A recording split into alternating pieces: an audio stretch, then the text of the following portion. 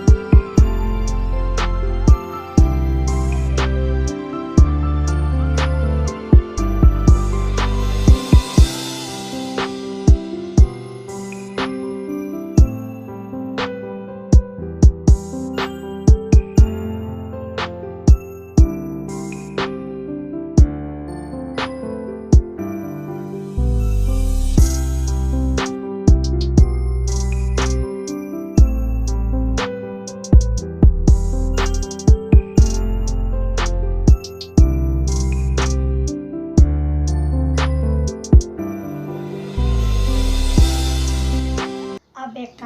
Nah, yang pertama itu jenis tunagrahita. Anak tunagrahita adalah anak yang mempunyai kekurangan atau keterbatasan dari segi mental, intelektualnya di bawah rata-rata normal.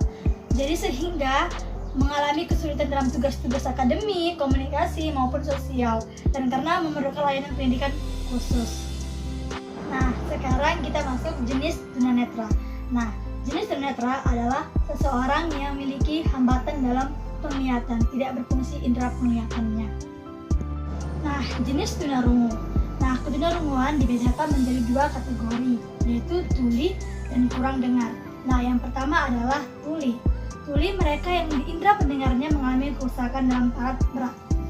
Sedangkan kurang dengar adalah mereka yang indera pendengarannya mengalami kerusakan tetapi masih dapat berfungsi untuk mendengar.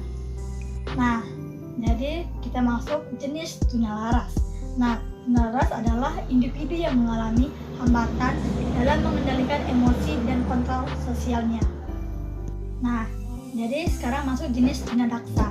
Nah, tunadaksa itu adalah seseorang yang mempunyai kelainan tubuh pada alat gerak yang meliputi tulang, otot, dan persendian, baik dalam struktur atau fungsi yang dapat mengganggu atau merupakan rintangan dan hambatan baginya untuk melakukan kegiatan secara layak. Nah, sekarang masuk jenis tunawicara. Tunawicara adalah apabila seseorang mengalami kelainan baik dalam pengucapan atau artikulasi, bahasa maupun suaranya dari bicara normal sehingga menimbulkan kesulitan dalam berkomunikasi lisan dalam lingkungan. Sekarang masuk jenis learning disability, yaitu kesulitan belajar.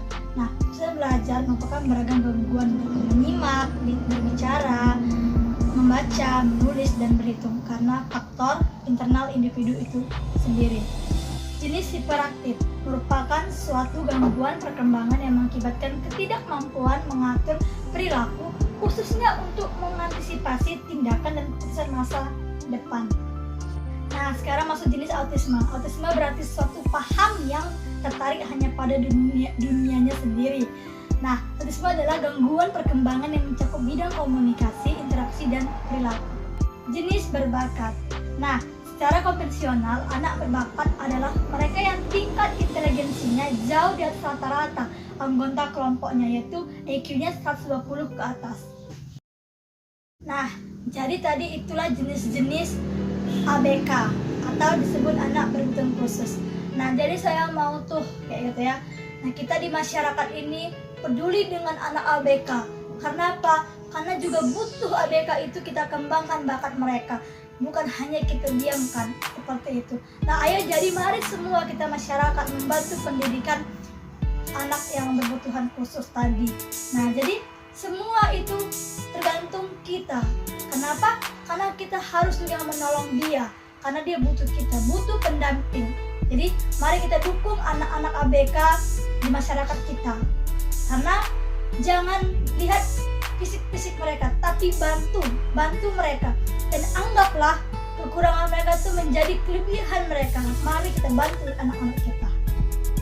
Nah, jadi butuh juga di sekolah-sekolah kita, di SD, harus menerapkan pendidikan inklusi. Karena apa? Karena kita juga harus mengajari anak yang ABK. Kenapa? Karena mereka juga butuh anak-anak normal seperti kita. Kenapa? Itu bisa membantu anak ABK meningkatkan kemampuan mereka. Bukan berarti mereka menjadi terintimidasi, tapi semakin membuat mereka bergairah karena menganggap dirinya itu sama anak-anak normal. Jadi marilah setiap SD, mari kita terapkan untuk pendidikan inklusi. Nah, saya juga mau berbagi ceritanya. Saya pernah menjumpai sekolah anak SLB yang di mana saya melihat anak autisme.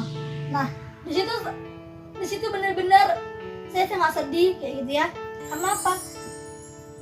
Kita begitu sempurnanya kayak gitu, begitu sempurna, tapi kita juga malas untuk menggunakan bakat kita. Tetapi dia, anak autisme ini, walaupun dia gangguan emosi, walaupun dia sering mut-mutan kayak gitu, nah tapi dia masih ada bakat yang perlu dilakukannya. Contohnya dia bisa melukis, dia bisa menggambar.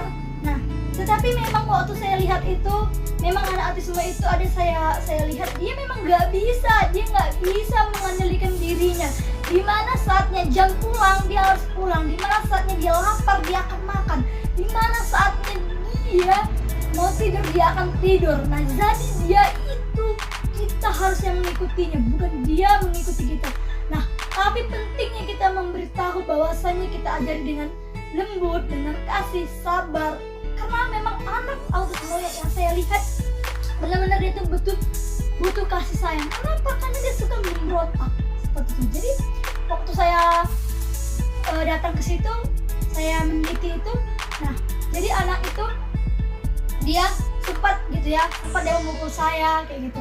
Karena mungkin dia menganggap terancam gitu ya. Tapi waktu saya lihat waktu dia pembelajarannya, ya dia ngamuk gitu, dia suka tidur. Nah, nanti ketika gurunya manggil dia mau.